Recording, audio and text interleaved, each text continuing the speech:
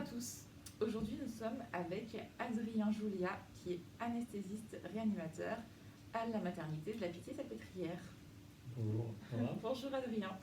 Donc, du coup, on voulait parler un petit peu de péridurale, notamment. Parce que je ne sais pas si tu es au courant, mais il y a eu pas mal de rumeurs sur Internet qui disaient que non seulement les femmes allaient accoucher sans leur partenaire, mais en plus sans péridurale. Alors, pour ce qui est de la péridurale, c'est totalement faux.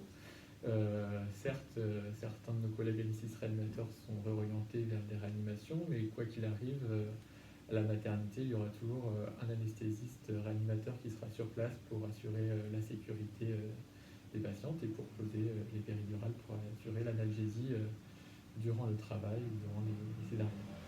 Donc, en fait, ça va être comme d'habitude, les femmes qui ne souhaitent pas de péridurale.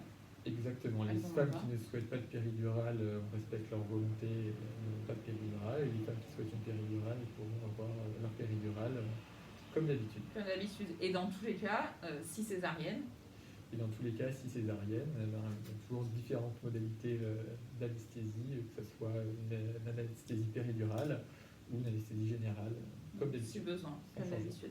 Voilà, ça ne changera pas. Et du coup, que les femmes souhaitent une péridurale ou pas de péridurale, comme d'habitude, consultation d'anesthésie, mais alors des nouvelles modalités? Alors, les consultations d'anesthésie, elles sont maintenues, et pour certaines patientes qui sont sélectionnées, on fait ce qu'on appelle des téléconsultations, c'est-à-dire qu'on regarde le dossier obstétrical de la patiente et on l'appelle par téléphone ou par visioconférence en lui posant différentes questions pour vérifier ses antécédents médicaux, chirurgicaux, et pour répondre à ces questions concernant l'analgésie péridurale.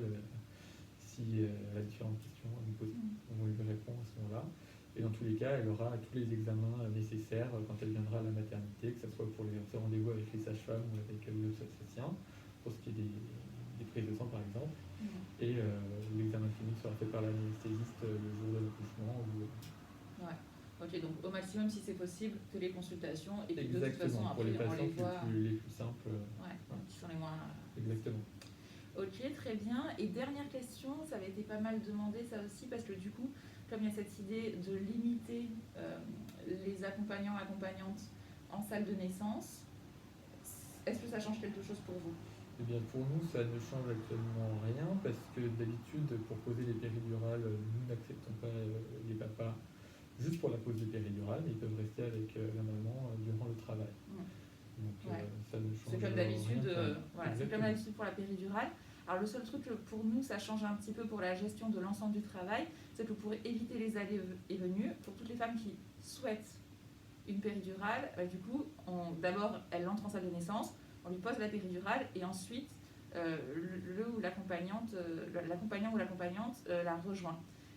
Mais d'habitude on fait sortir au moment de la péridurale. Là c'est juste qu'on attend que la péridurale soit posée pour faire entrer quelqu'un, pour éviter, donc, comme on l'a dit à plusieurs reprises, qu'il y ait des allées et venues dans les salles de naissance et dans la maternité dans son ensemble.